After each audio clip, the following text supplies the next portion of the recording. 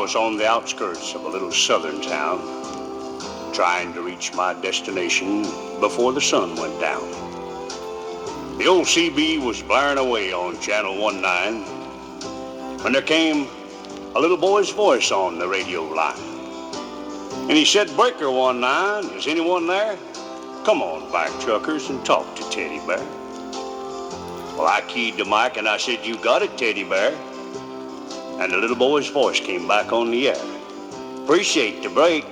Who we got on that end?" I told him my handle, and then he began. "Now, I'm not supposed to bother you fellas out there. Mom says you're busy and for me to stay off the air.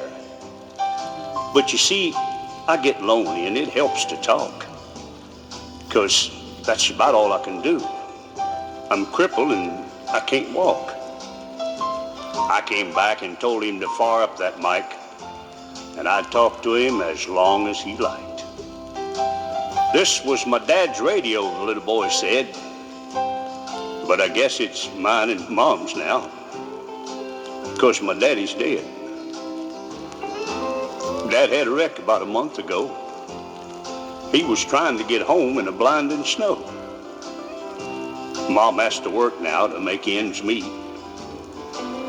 and I'm not much help with my 2 crippled feet.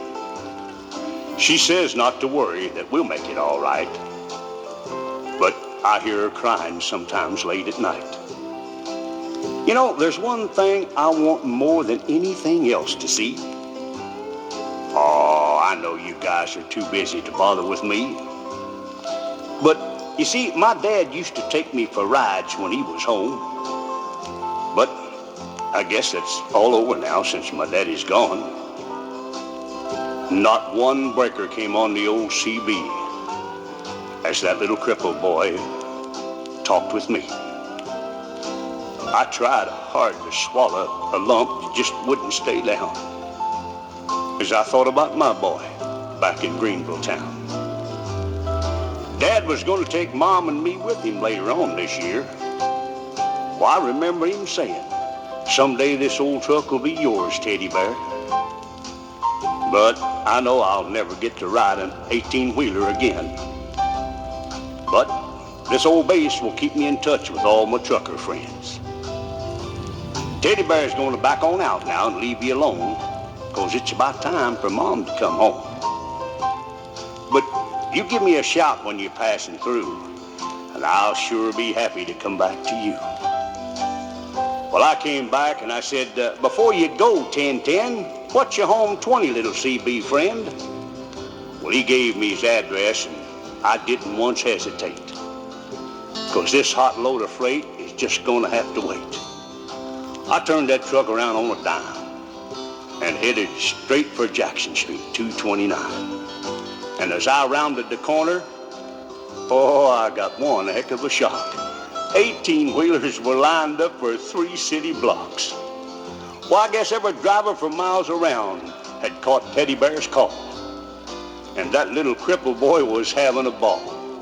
For as fast as one driver would carry him in, another would carry him to his truck and take off again. Well, you better believe I took my turn at riding Teddy Bear.